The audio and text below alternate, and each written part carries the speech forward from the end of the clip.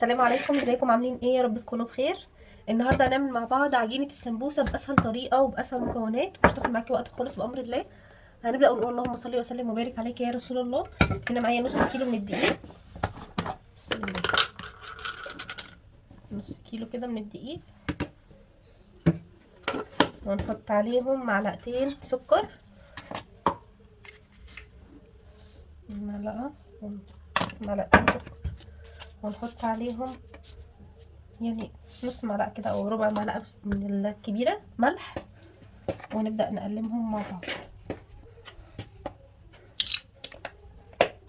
نحط معلقتين من الزيت، معلقتين بس كده،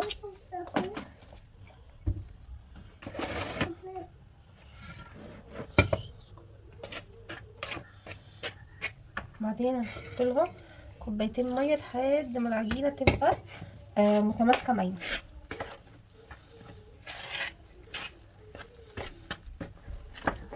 استعنت بمحمد ابني، ربنا يبارك يا رب. لحد ما العجينه يعني ايه، نفضل نزود دقيق عشان حطيت ميه بزياده شويه لحد ما العجينه تبقى ماسكه نفسها شويه. هنخلص العجينه ونرجع لكم تاني. خلاص كده هي خلصت، خلصناها. بصوا بقت ناعمه ازاي، وبقت ما شاء الله فيها عرق بسيط. هنبدا نسيبها ترتاح لمده مثلا 10 دقايق ولا ربع ساعه، وبعد كده نرجع معاكم. خلاص كده هي ارتاحت، وهنبدا نعملها كده.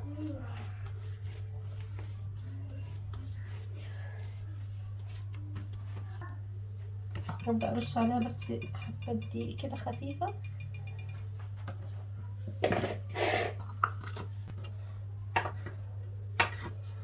احاول اخليها قد بعض، يعني نحاول على قد ما نقدر ان هما يكونوا قد بعض عشان يبقوا سمك بعض. بسم الله.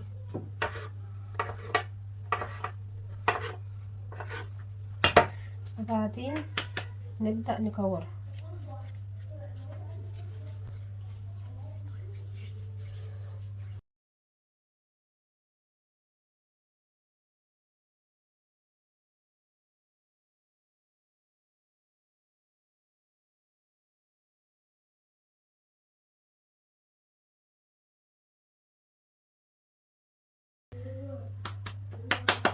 دي حاساها كبيره شويه، احنا ايه يعني بايدينا كده نحس على قد ما نقدر نخليهم قد بعض، علشان بس ما تغلبناش واحنا الفرد بس مش اكتر. يعني مش هيحصل حاجه، بس ايه عشان تبقى في الفرد اسهل علينا كتير.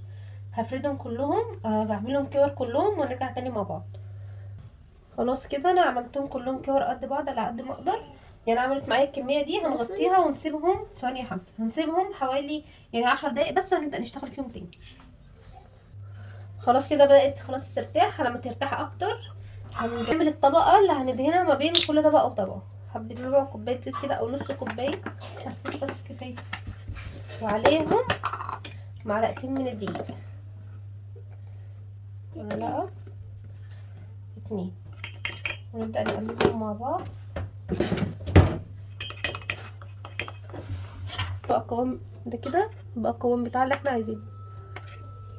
هنسمي الله، بسم الله الرحمن الرحيم. هنبدأ نفرد واحدة واحدة،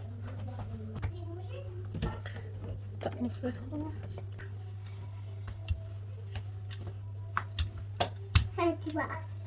نبدأ نفردهم واحدة واحدة، كل ما ترتاح كل ما تبقى معاكي احسن. ونفرد. عملت 5 طبقات. هنبدأ بسم الله الرحمن الرحيم، بين كل طبقة وطبقة نبدأ ندهنها كده. اهم حاجة تدهنها كويس، علشان دي الطبقة الوحيدة، دي الطبقة اللي مش هتخليها تلزق معانا.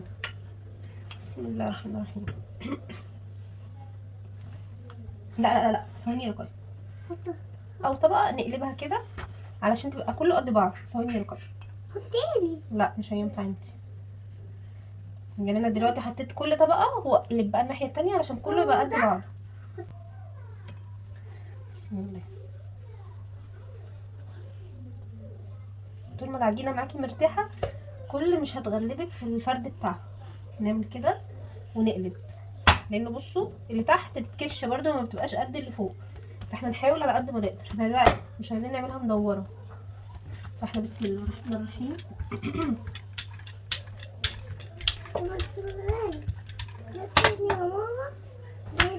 نبدأ نعمل كده ونفرد.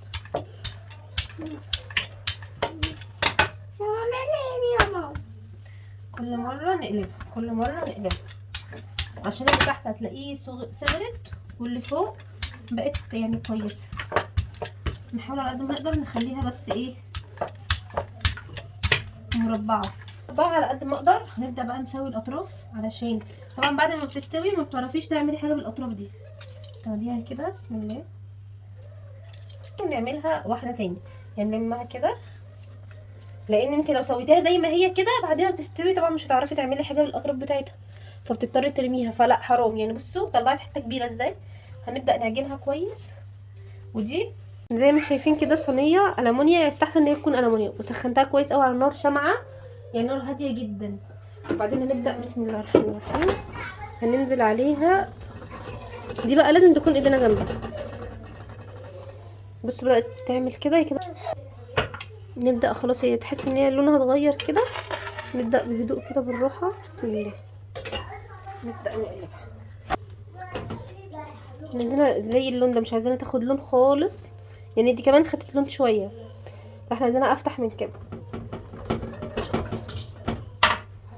خلاص كده بدأت ايه تحس ان هي تنتفخ سوا شوية كمان، هي بدأت تتفرق بس ايه سيبها بس سنة كمان تستوي. نبدأ نحمر، يعني حاولوا ما تخليش تاخد لون على قد ما تقدروا، بس انا غصب عني بتاخد مني لون. خلصت كله، وطبعا فيها هيبقى فيه طالع يعني كبيرة، وفيها يبقى يعني ايه اصغر، بس يعني كله يبقى قد بعضه دلوقتي. نبدأ نسويهم كده. وطبعا بقى الاطفال بيحبوا اللي هي التقطيعات دي قوي، يعني ممكن تحمصيها او ممكن زي ما هي كده مع حبة جبنة هيستمتعوا بيها، يعني ياكلوها كسناك كده وهم قاعدين، وجنبها خيارويه كده، فانتي كده عملتي برضو حاجة حلوة مش وحشة. نبدأ نظبطهم بس على قد ما نقدر، بس انتي ما تغلطيش الغلطة بتاعتي، وحاولي ان انتي ما تسويهاش قوي، يعني زي دي كده خدت لون زيادة، حاسة ان انتي ايه عايزة سنة كده عشان تطلع كلها ايه مظبوطة.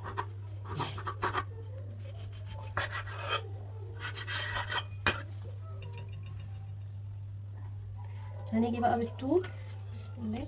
دي مثلا هتتعمل على 3، دي مثلا ايه 1 ماشي 2 3، هنقسم على 3 بسم الله الرحمن الرحيم.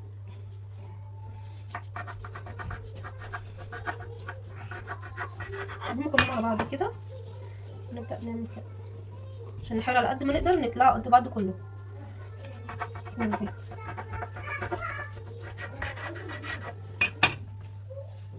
نبدأ بقى ايه ناخد واحدة واحدة كده، يعني رق كده بسم الله، ونطلعهم رق نعمل كده بسم الله. طبعا هي كمان لسه دافية، كل ما تبرد كل ما هتبقى احسن من كده بكتير.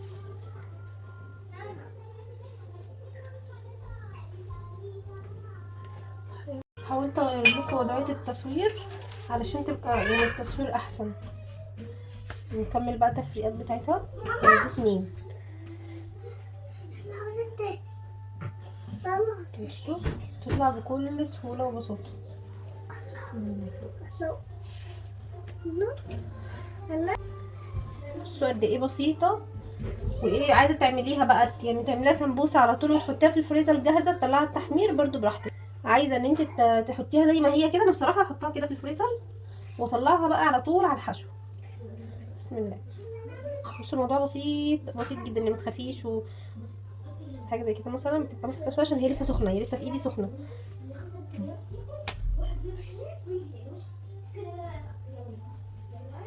بصوا بسيطه ازاي وجميله.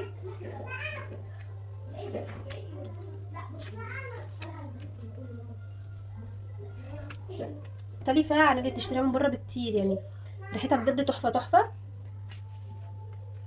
بصوا بسيطه قوي.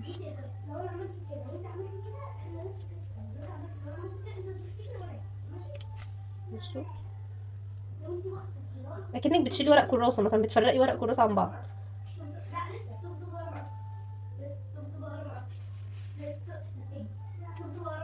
شكلهم ما شاء الله تحفه تحفه قوي. دي كميه من نص كيلو دقيق ان شاء الله، طريه وهشه بطريقه تحفه.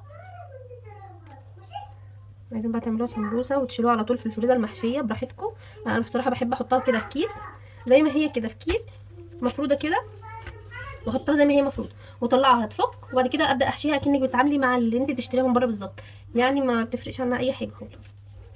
يا رب يكون عجبكم الفيديو، ما تنسوش تعملوا لايك وشير وتشتركوا في القناه وتكتبوا لي كومنت. اشكرك جدا على المتابعه، السلام عليكم.